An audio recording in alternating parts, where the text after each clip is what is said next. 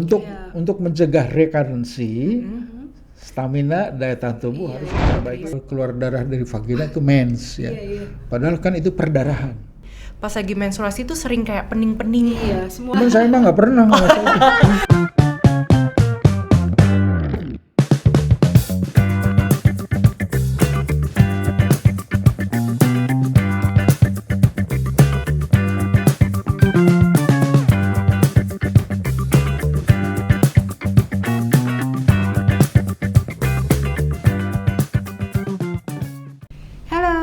Apa kabar Anda sahabat K-Light? Senang sekali saya Vivi Salvia Kusman kembali lagi bisa menjumpai Anda di perbincangan yang sangat-sangat luar biasa ini dan pastinya menarik untuk Anda semuanya. Dan kita akan membahas terkait dengan perempuan tangguh bersatu melawan kanker serviks lewat edukasi dan nutrisi. Sudah hadir narasumber kami Profesor Dr. Yudi Mulyana Hidayat, Dr. SPOGK ONKDMAS, dan juga masih ada yang cantik Ibu Diah dari PT Royal Medical Pharma Lab. Selamat sore. Selamat sore. Apa kabar Ibu? Baik-baik, terima kasih.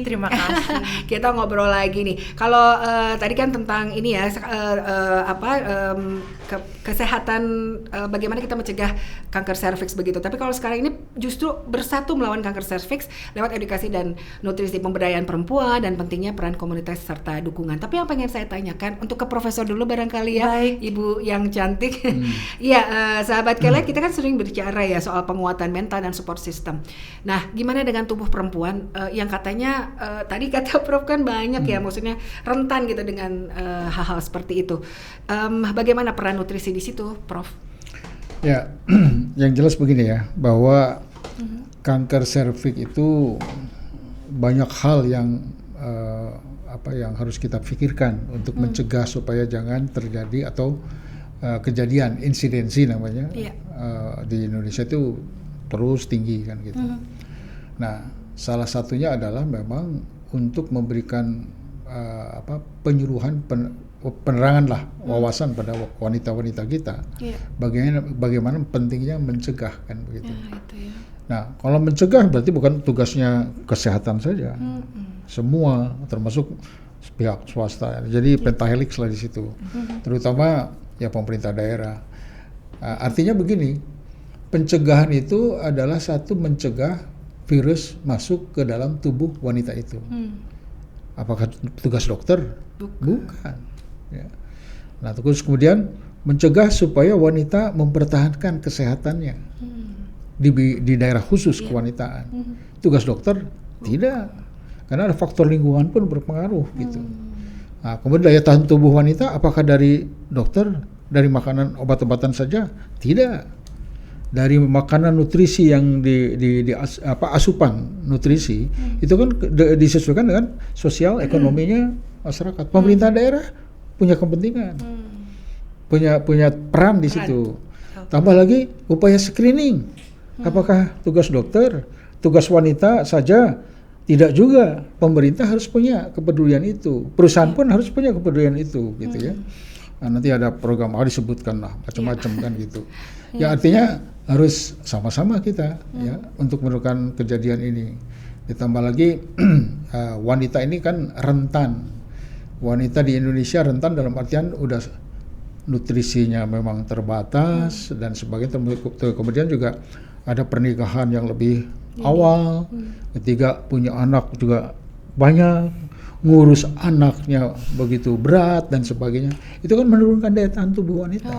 Sehingga kemungkinan dia untuk terserang virus sudah jelas dia menyerang ya. Tergantung sekarang pada sistem kekebalan tubuh masing-masing. Mungkin nggak sih Prof, virusnya nggak nyerang?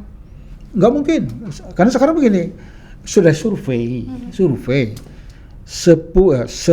wanita atau 100 wanita, kalau kita survei dikerok saja bibir kemaluan, namanya dikerok itu, kemudian dites HPV DNA, penyebab virus kan, HPV DNA, positif 80%, artinya 10 dari wanita 8 positif, 2 yang tidak, gitu kan. Laki-laki sama juga, 10 laki-laki 7 positif. Positif HPV. HPV, bukan kanker ya, HPV. HPV. Nah, kemarin saya ngomong kan, 10 laki-laki, 7 positif, yang tidak cuma saya. Ivan pasti kena kan gitu.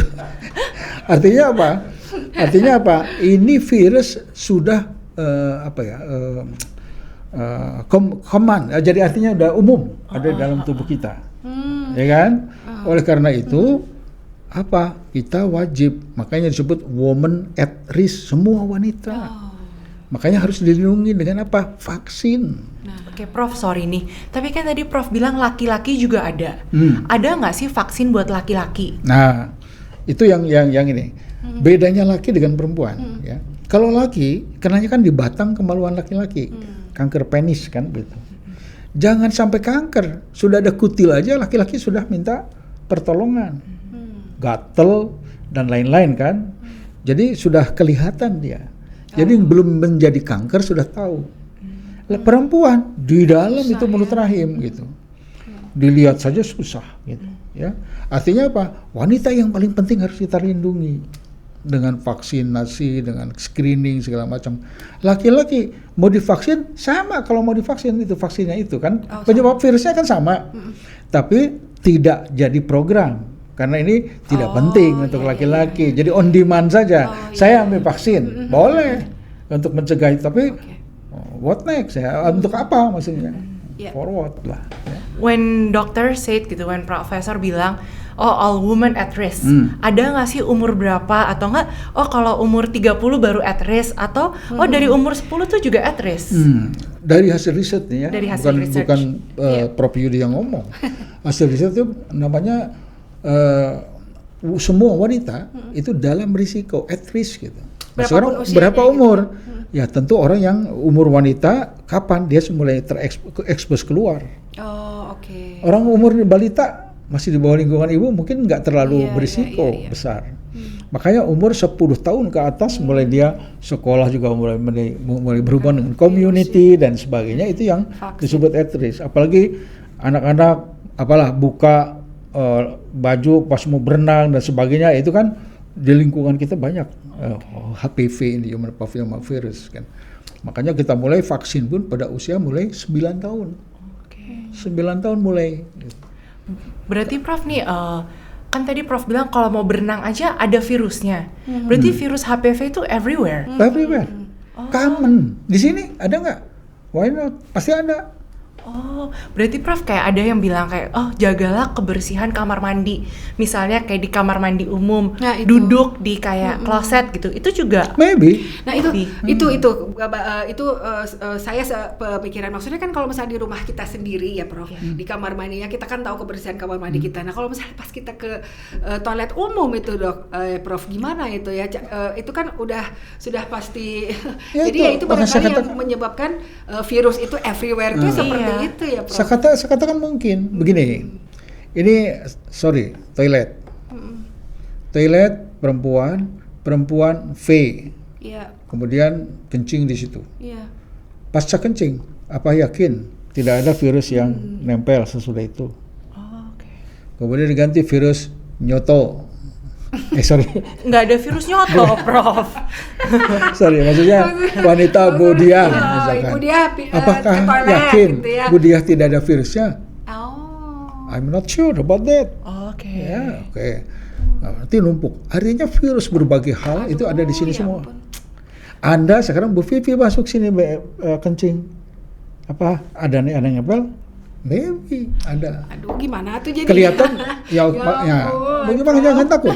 Nah, terus kemudian jangan takut. Artinya waspada kita. Nah, kemudian Ibu Vivi berak atau kencing di rumahnya, di toiletnya. Ke bawah nggak virusnya? Ke bawah. Berarti Prof daripada duduk jongkok lebih baik dong. Ya mau jongkok, mau duduk, udah virus mulu. Ya artinya ada yang berfikir seperti itu katanya. Prof. Bisa. Jongkok lebih safe. Lebih gitu. safe karena kan nggak nempel. Gitu. Secara logik oke. Tapi virus kan bisa ini di udara bisa. Oke. Artinya ketika duduk kena, jongkok bisa kena nggak? Bisa. Ya walaupun probabilitasnya mungkin yang duduk lebih tinggi kan gitu. Nah, artinya apa? Kita harus waspada bahwa virus itu sudah ada di dalam tubuh kita. Itu yang paling penting. harus menyadari itu. Sehingga dengan kesadaran seperti itu, jangan sampai virus ini merajalela di dalam tubuh. Dengan apa? Vaksin. Oke? Setuju itu? Setuju. Berarti kuncinya vaksin dulu nih, Prof. Iya.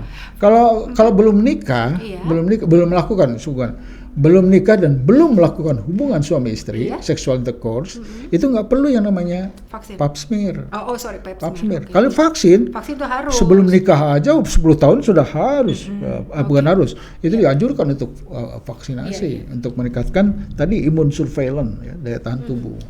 Dan itu harus dilakuin berapa tahun sekali, Prof? Misalkan udah umur 10 nih, udah vaksin, umur 30 belum menikah, apakah harus divaksin lagi atau itu satu kali seumur hidup? Ya, sampai saat ini wanita yang sudah complete vaccinated, artinya udah 3 kali divaksin, itu tidak perlu lagi divaksin untuk saat ini.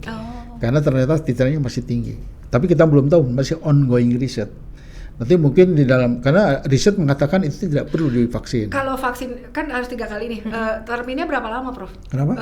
Jangka waktunya berapa lama di vaksin pertama, ke kedua, ketiga? Kalau jelas kan yang pertama 0 bulan nih, berikutnya 1 bulan, atau boleh 2 bulan kemudian. Selanjutnya boleh 6 bulan kemudian, 7 bulan kemudian. Jadi 0, 2, 7 atau 0, 1, 6. Itu 3 kali baru dikatakan komplit. Nah, kapan diulang? Tidak perlu diulang. Kalau sudah komplit 3 kali. Tapi dengan kemajuan teknologi dan kemajuan pendidikan ya, Prof, kan dulu Gardasil berapa, sekarang Gardasil berapa? Apakah itu harus dilakukan lagi? Pada prinsipnya begini ya, company ya namanya pengennya dipakai lagi kan sehingga supaya laku yang Gardasil quadrivalent namanya Gardasil 4 sama non-valent yang 9. Pengennya kan non-valent laku gitu. So, yang walaupun 4 ini udah boleh, itu by request sebetulnya. Tapi secara program artinya kalau sudah divaksin dengan quadrivalent cukup lah gitu. Tapi kalau misalkan dia pengen diganti Gardasil 9, boleh, nggak apa-apa, ya nggak akan mengganggu dan tidak akan menjadi masalah di dalam tubuh. Tapi harus komplit juga 3 kali. Berarti nggak ada side effect ya, Prof ya? Insya Allah nggak. Ya walaupun ada sih suntikan cuma ras kayak gitu sih biasa aja gitu. Ya. Gitu. Iya. Nah ini ke Bu Diah ya, Prof. Ini kan terkait dengan Royal Medica nih, dikenalkan punya produk yang memang berbasis bahan alam Indonesia, seperti ikan gabus tadi. Apa filosofinya sih Ibu untuk pemilihan bahan-bahan alami ini untuk pemulihan? Kalau kami dari Royal Medica sendiri, kami percaya semuanya itu dari alam Indonesia. Dan kami prevention ya, kan kami bukan mengobati, tapi kami prevent. Dimana kandungan alam itu Indonesia sangat kaya sekali loh, dengan kandungan-kandungan alam. Contoh di ikan gabus. Ikan gabus bukan hanya di Indonesia doang, tapi sampai Malaysia, sampai China mempunyai suatu kepercayaan kalau ikan gabus sendiri mempunyai high albumin dan high protein. Dan yuk mari kita sama-sama gitu di Indonesia dengan kekayaan alam Indonesia, banyak ikan-ikan gabus, kita menggunakan ikan gabus untuk menaikkan kadar albumin dalam tubuh untuk pasien. Kenapa kita herbal? Ya balik lagi, obat-obat atau suplemen yang diproduksi dari PT Royal sendiri itu semuanya bahan alam. Kami ada yang nanam sendiri dari daun-daun yang lain, daun paliasa, jinten, ginger dan lain-lain. Kami nanam sendiri. Yang kami dari nanam sendiri menggunakan bahan-bahan yang berkualitas, pastinya bibit-bibit unggulan. Dan kami juga memberdayakan orang-orang di sekitar. Jadi pabrik kami di Goa Makassar. Pekerja-pekerja kami yaitu orang-orang lingkungan. Jadi betul memberdayakan juga warga. Benar, memberdayakan. Nah, diekstrak di Makassar, diproduksi di Makassar dan kami sebarkan ke seluruh Indonesia. Ikan kami pun ikan dari natural, sekali lagi dari alam, bukan dari budidaya, tapi itu ikan asli Indonesia yang juga kami kerjasama dengan nelayan-nelayan ataupun petani-petani ikan di Indonesia. Jadi dari Indonesia untuk Indonesia buat masyarakat Indonesia. Luar biasa. Itu ikan gabus hebat sekali ya. Itu ikan gabus. Nah ini untuk sahabat K-Lite nih, pengen pastinya pengen barangkali baru tahu produk ini, lalu gimana tuh pengen beli gitu kayak sahabat K-Lite. Oke, sahabat K-Lite yang saya hormati dan saya kasihi, kalau memang Bapak Ibu memerlukan produk VIP Albumin, konsultasikan ke dokter kalian. Ya. Karena tenaga-tenaga medis, especially di sini ada Prof Yudi, beliau yang tahu nih sebenarnya dosis yang seperti apa yang cocok untuk Bapak Ibu sekalian. Iya. Sebenarnya kalau ngomong kayak nanti keracunan kebanyakan ataupun nggak ada seperti itu, karena sekali lagi kami natural 100% menggunakan ekstrak ikan gabus yang kami produksi sendiri di Royal Medica. Dan kami menggunakan teknologi yang berbasis internasional juga gitu. Kami belajar dari luar negeri membawa teknologi tersebut back to Indonesia. Dan kami satu-satunya perusahaan yang udah fitofarmaka, VIP Albumin kami udah fitofarmaka di Indonesia. Yang artinya fitofarmaka apa sih? Bedanya apa sama jamu atau sama obat yang lain? Fitofarmaka itu udah setara dengan obat. Nah, tapi kondisi bahan alam dan gimana cara dapat fitofarmaka? Itu pasti melalui dengan proses-proses yang cukup panjang. Kami sudah teliti juga, nggak cuman ke animal studies, tapi kami teliti ke human juga. Dan VIP Albumin yang saset itu setara dengan 20% IV albumin. Wah, luar biasa ya. Jadi memang mantap ya, Prof. Artinya Ya, Prof, sudah adalah sediaan yang mempermudah kita untuk mengkonsumsi supaya tubuh itu baik lah. Iya, soalnya gini Prof, banyak juga perempuan yang nggak ngeh gitu ya kalau misalnya katakanlah lukanya sulit sembuh atau tulang rapuh, itu ternyata bagian dari efek pengobatan kanker itu tadi. Benar nggak sih Prof? Ya pada prinsipnya begini, kalau kita menderita suatu penyakit ya, yang ringan saja kalau penyakit diare, ya, kemudian penyakit atau apa yang kronis TBC kayak gitu, itu kan jelas asupan makanan kita jadi nggak bagus. Kalau sistem pencernaan nggak baik, berarti apa? Asupan makanannya kurang, ya. Sehingga bahan-bahan nutrisi yang dibutuhkan untuk tubuh mempertahankan pertahanan dan lain sebagainya kan berkurang kan gitu. Artinya dibutuhkan ini suplemen gitu, dibutuhkan bahan sediaan yang bisa mengganti itu semua. Contohlah, kalau kita ingin menambah jumlah albumin dengan makan ikan gabus, tadi saya katakan ya, berapa banyak sih harus kita makan? Belum lagi ongkek kita makan ikan gabus. Mau Bu Vivi setiap hari makan gabus lagi kan gitu. Bosan ongkek kan gitu. Aduh, Nah, ini sudah dibuat ekstraknya gitu kan. Nah, kemudian kalsium itu kan banyak, kemarin kita juga berbicara kalsium. Bagaimana peran dari kalsium untuk tubuh? Bukan hanya untuk tulang ya, untuk yang lain banyak. Termasuk mekanisme pertahanan butuh kalsium. Otot bergerak butuh kalsium dan sebagainya kan gitu. Nah, ada sediaan yang sudah didesain seperti itu. Ya mungkin nggak usah susah-susah lah kita ya. Iyalah ya, udah. Nah, walaupun makanan sehari-hari tetap dia, cuman kita mempunyai begini. Makanan sehari-hari kita sudah makan, tapi pertanyaan kita, apakah sudah cukup nggak? Ternyata masih kurang, kita butuh asupan atau suplemen lah kira-kira. Prof, ini kan kita bicara tentang perempuan tangguh bersatu melawan kanker serviks lewat edukasi dan nutrisi. Nah, sejauh mana sih sebetulnya Ibu dan Prof ini sebagai sesama perempuan untuk penyintas kanker gitu ya Prof, untuk saling dukung itu emang berpengaruh nggak sih Prof terhadap psikologis si penyintas kanker itu tadi, si orang yang sudah terkena atau sudah? Saya pikir begini. Kalau orang-orang survivor ya, artinya orang yang sudah terkena kanker kan mempunyai betul pengalaman, ya, bagaimana merasakan bahwa dia sudah menderita sakit kanker.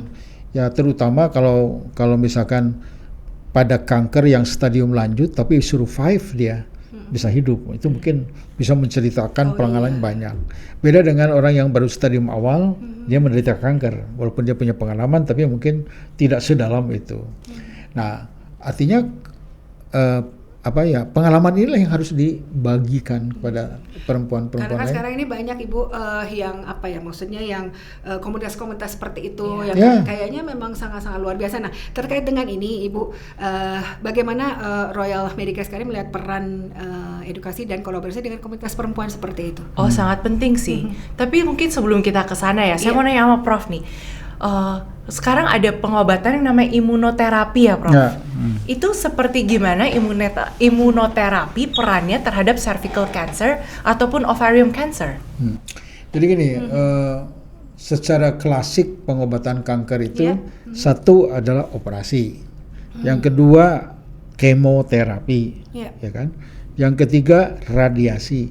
Nah, perkembangan teknologi ke sini sekarang muncul yang disebut targeted terapi, imunoterapi, hormonal terapi. Itu sebenarnya perkembangan pengobatan pada satu cancer. Tapi kalau kita berpikir, pengobat utama adalah operasi. Kalau bisa dioperasi. Yang kedua, kemoterapi karena membunuh sel, sitotoksik namanya. Yang ketiga adalah radiasi juga membunuh selnya. Yang lainnya sebetulnya secondary, membantu proses itu semua. Kayak imunoterapi meningkatkan daya tahan tubuh pasien, sehingga pasien itu merasa nanti tubuh mampu menekan pertumbuhan dari sel. Balik-balik nutrisi ya, Prof? Betul, nanti kembali lagi sistem kekebalan tubuh atau pertahanan tubuh tergantung dari asupan. Asupan dari mana? Nutrisi lah. Pas di kemo, Prof, butuh nggak sih nutrisi-nutrisi? Ya jelas. Kemo itu ada mual, muntah, ya, artinya gitu. Artinya makan susah, ya. Kemudian ada muntah. Nah, sekarang untuk makan gabus 1 truk, mual muntah, susah kan gitu. Artinya apa? Obat-obat yang sifatnya suplemen jadi itu sangat dibutuhkan. Perlu banget nutrisi, apalagi bagi yang mau kemo dan lain sebagainya. Pasca terapi pun pasca terapi untuk mencegah recurrency namanya, kekambuhan kembali, itu sistem kekebalan tubuh dibutuhkan. Begitu drop wanita, pasti akan suatu saat akan muncul kembali kanker. Karena kalau kanker obati sekarang, belum tentu sembuh sekarang, harus kita pantau sampai 5 tahun. Ada nggak kekambuhan kembali? Kekambuhan kembalinya masih menjalar ke kanker yang lain begitu, Prof? Enggak. Masih di tempat yang sama? Maksudnya bisa ke tempat lain, bisa di tempat lain, hanya jenis kankernya masih yang lama, gitu. Itu namanya kekambuhan kembali, harus dipantau 5 tahun. Kalau 5 tahun selama pemantauan 5 tahun nggak ada, berarti nanti pasca 5 tahun itu berarti sudah clean. Kalau muncul kanker berarti tidak ada hubungan dengan kanker yang awal. Berarti ada kemungkinan for recurrency ya, Prof? Iya. Within 5 years. Untuk mencegah recurrency, stamina, daya tahan tubuh harus diperbaiki. Jadi konsumsi ini tidak cukup pada saat itu sebetulnya. Berarti memang kayak nutrisi, kalsium ataupun iron gitu ya, penambah darah, itu memang dibutuhkan banget ya, Prof ya. Kayak saya sendiri mungkin boleh share pengalaman pribadi ya, Prof ya. Kalau lagi menstruasi gitu, wanita kan menstruasi, pas lagi menstruasi itu sering kayak pening-pening. Iya, semua perempuan kayak gitu. Semua perempuan, nggak cuma saya aja, Prof. Cuman saya mah nggak pernah. Saya mah. Prof belum pernah. Itu karena itu ya, darah keluar banyak gitu. Ya sebenarnya bisa itu banyak faktor ya. Tapi yang jelas begini, pada proses menstruasi itu ada peningkatan hormonal, namanya prostaglandin dan sebagainya. Itu membuat kontraksi beberapa otot-otot tertentu, termasuk ada yang disebut di atas ini, ada yang disebut muscle contraction headache. Jadi vertigo. Karena kontraksi otot di ini itu bikin pusing juga. Kalau kemudian sakit di perut, di dysmenorrhea kan, itu karena kontraksi dari rahim, otot rahim, sehingga sakit. Itu semuanya begitu. Tapi ada yang tahan terhadap sakit, ada yang tidak. Gitu. Kalau misalnya, Prof, kalau lagi menstruasi kan ngeluarin darah banyak banget. Kalau misalnya pening-pening itu, apakah karena kurang darah atau gara-gara anemia atau seperti apa sih, Prof? Cek darah. Kalau Anda mau cek hemoglobinnya kurang dari 13, berarti memang karena anemia. Tapi kalau misalkan bukan karena itu, bisa saja tadi yang saya katakan muncul. Prof, terkait dengan itu, dengan menstruasi itu, benar nggak sih, Prof? Ada yang bilang katanya kalau misalnya salah satu gejala kanker serviks apa ovarium, saya lupa, itu menstruasi yang terus menerus gitu. Itu benar nggak sih, Prof? Ya, ini kan sebetulnya bukan menstruasi, sebetulnya ya. Gitu, cuman masyarakat awam menganggap kalau keluar darah dari vagina itu mens ya. Padahal kan itu perdarahan. Bukan selalu mens, Prof? Ya, sekarang kalau mulut rahim ada kanker, itu spontanis bisa keluar darah. Itu spotting kan, Prof? Beda lagi? Beda lagi. Kalau menstruasi kan akibat proses hormonal. Kalau ini mulut rahimnya ada luka, akibat kanker, cancer kan. Jadi jangan dianggap biasa. Kalau Jangan dianggap itu mens. rentang waktunya kan biasanya kalau misalnya yang normal tuh 7 hari gitu, Prof. Ini kalau misalnya lebih dari 7 hari sampai 15 hari. Persis. Jadi artinya kalau Anda menganggap ini mens, harus sesuai dengan siklusnya. Oke. Yang kedua, lamanya sesuai dengan siklusnya kan. Lama kan? Lama udah tahu. Misalkan 5 hari, biasanya 6 hari.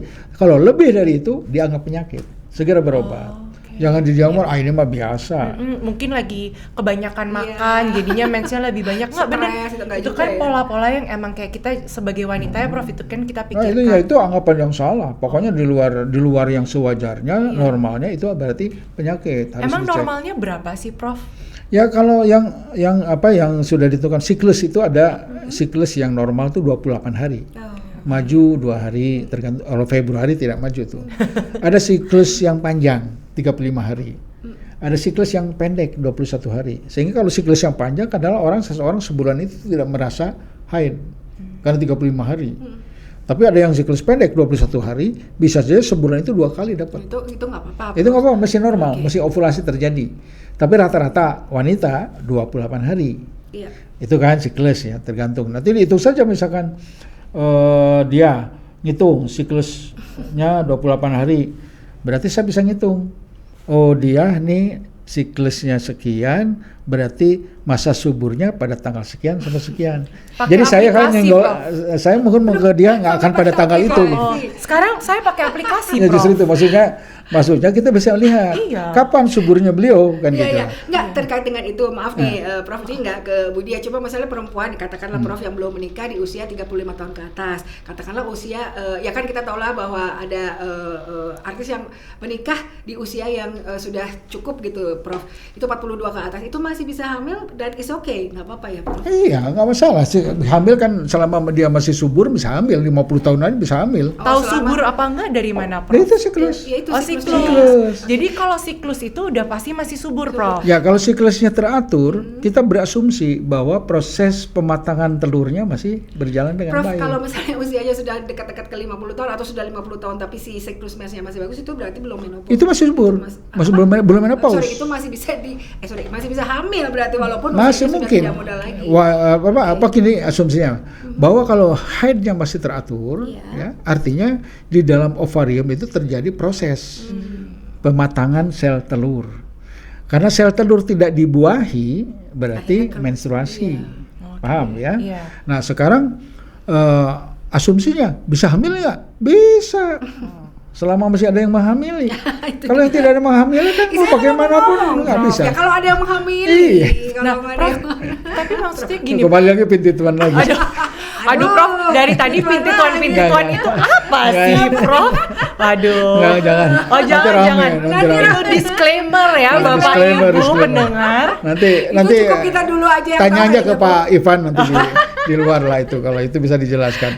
Jadi artinya gitu. Nanti lamanya, nah itu kan lamanya biasanya paling kita lama sekali itu 8 hari. Iya. Paling lama gitu. Apanya, Dok, 8 hari? Lama Lama perdarahan menstruasi. Oh, perdarahan, iya. Karena kan hari pertama, kedua Iya. banyak, berikutnya tinggal Nah itu sedikit. saya ya, kita Rata-rata sekolah wanita, gitu, rata-rata wanita cuma 5-6 hari. Nah Iya, itu. Rata-rata wanita. Prof, pertanyaan ya, Prof ya. Kan tadi Prof bilang semasa masih bisa menstruasi, berarti masih masa subur. Iya. Ada nih, Prof, hari-hari gini lah ya, kan ada bilang gini, kak, oh enggak, nanti telurnya busuk, kualitas telurnya udah nggak bagus. Bener loh, ini ke saya loh, Prof. Jadi ada yang bilang kayak, Aduh. kamu nih sekarang nanti telurnya Sulit busuk loh. banget sih. Ya netizen zaman Netizen, sekarang lah ya, ya. ya Nah tapi apakah itu benar dengan kualitas telur tidak baik, busuk lah dan Nah, lain-lain, itu gimana, Prof? Jadi gini, sebetulnya asumsi seperti itu sah-sah aja ya. Karena begini, wanita ini diciptakan oleh Tuhan Allah ya, itu sudah dalam kondisi disimpan tuh bakal telur 5.000. Kemudian dengan pematangan tinggal beberapa saja kan gitu. Artinya dengan proses pematangan terus tiap bulan ya, lama-lama cadangan telur kan makin berkurang. Iya. Paham ya? Pada usia tertentu 35 ke atas sampai 40 ke atas cadangan telur makin sedikit. Nah, apa yang terjadi ketika sel telur yang sisa sedikit, bukan busuk, sisa sedikit, kemudian dibuahi oleh laki-laki, oleh sperma, Iya. oleh sperma terjadi pembuahan. kebetulan kalau perempuan keterbatasannya itu, sehingga ada yang disebut Down syndrome, tahu nggak? Oke. Makanya Wanita biasanya ini dihasilkan oleh akibat apa? Telurnya terlalu tua. oh iya. Saya Kalau sperma tidak. tuh maksudnya apa? Ya, nggak maksudnya kalau Saya rada nggak mengerti ya Prof itu bukan. maksudnya. Kalau laki-laki sperma umur 90 Iya, tahun katanya, Prof, ya. tetap spermanya masih baik. Iya. Emang tapi kan kayak maksudnya semakin tua sperma juga nggak bagus dong Prof. Enggak, jadi gini, beda dengan perempuan. Kalau perempuan sudah diciptakan 5.000 itu 5.000 aja, enggak ada tambahan. Kenapa cuma 5.000 ya Prof? Ya, itu kan dari tahun Dari sononya, awal. dari sononya. Udah walaupun yang ada sekarang nggak 5.000 sudah jauh berkurang kan gitu. Nah, kalau laki-laki tiap 3 hari dibuat spermatogenesis. Jadi pabriknya laki-laki di di testis itu tiap 3 hari membentuk sperma yang baru. Itu Makanya hasrat laki-laki kadang-kala tiap 3 hari, seminggu bisa 2 kali. Yang normal, Pak. Oh, Ada jadi yang tidak normal, ada yang tiap hari. Oh. Ada yang tidak normal lagi sebulan sekali. Oh, ada ya. Artinya tergantung. Kalau sperma umur 90 tahun pun dia masih diproduksi. Tapi ya tergantung dong Prof, pola hidup dan lain-lain Betul, itu juga. betul. Nah, artinya begini, kalau laki-laki tergantung kan testis. Testis itu kan mampu memproduksi itu. Iya. Makin tua kemampuan produksinya makin berkurang. Tapi kalau dia masih bisa memproduksi itu spermanya, ya kita bicara ada kualitas spermanya masih bisa baik. Makanya Down syndrome itu faktor perempuan lebih banyak. Itu umur berapa sih Prof kayak Down syndrome? Adakah cara to prevent Down syndrome? 40 ke atas. 40 ke atas. Makanya kita ke perempuan yang di atas 40 bukan tidak bisa hamil. Hati-hati kalau hamil, kemungkinan nanti bayinya bisa seperti itu. Tapi nggak cuman kayak maksudnya gini Prof, nggak, oh ya kalau kamu di atas 40 kemungkinan anak kamu Down syndrome tuh besar. Enggak semuanya. Nggak semuanya kan, nggak bisa semuanya. dipatok rata seperti itu. Betul. Tergantung pola hidup, Betul, gaya hidup dan masing-masing kan. dan Betul. balik lagi pastinya kuasa Tuhan ya Prof. Iya. Ya itu sih Luar memang biasa jelas. ya, Iya. Makanya kalau Anda lihat nanti ada orang-orang bapak anak-anak yang mukanya kayak orang Mongolism kan disebutnya. Down syndrome. Down syndrome itu produk dari Oh, ibu yang terlalu tua atau bapak yang makanya sorry cepet. ibu ya. Makanya cepet ini. Maksudnya ke situ. Oh maksudnya Ibu. gitu, amin Prof, didoain aja. Sebentar lagi, Kembali lagi. kayaknya sebentar lagi ya. Kembali Lagi lagi. tadi Harus boleh pesen. dijelaskan lagi Ibu Diah ini masih single and very cantik. Oh, saya baru ingat. Ini single di sini tuh kayak ada host ya, Prof. Namanya Novita Enji. Nah, mirip-mirip gini mukanya. Oh, Tahu nggak iya. sih, Prof, ada. Terima kasih. Harus dibelikan obat khusus kayaknya. Prof ini ya bisa aja iya. selalu ya Prof. Tapi Prof maksudnya untuk prevent kayak ada nggak sih Prof kecuali nutrisi ya? Ya nutrisi kita udah tahu emang udah pasti dibutuhkan Prof. Tapi untuk wanita untuk prevent Down syndrome itu atau untuk memelihara kualitas telur itu, apakah ada cara-cara yang harus dilakuin? Ya sampai saat ini susah juga sih, tapi yang jelas suplemen obat-obatan itulah ya. Contoh lah asam folat, nah, itu harus dikonsumsi dengan baik, vitamin E, itu ya. Nah, kalau albumin mungkin nggak begini, albumin kan untuk daya tahan tubuh wanita Iya. itu kan. Itu Iron loh. mungkin iron gitu ya Prof ya. gitu. Oke. Itu boleh-boleh juga, tapi kita sampai saat ini susah juga untuk prevent. Tapi kira-kira suplementasi makanan. Ya, itu tadi mungkin pada intinya ya sahabat Kela. Jadi ketika Anda sudah berusia cukup gitu, ketika sudah mendapatkan pasangan ya langsung menikah, begitu mungkin maksudnya ya. Lebih Iya, jelasnya ya. Setuju itu. Kita, Setuju. iya. Langsung ya Prof. Langsung. Kita balik lagi ke Tangkap apa yang aja kalau perlu. kita balik lagi ke perbincangan kita nih ya.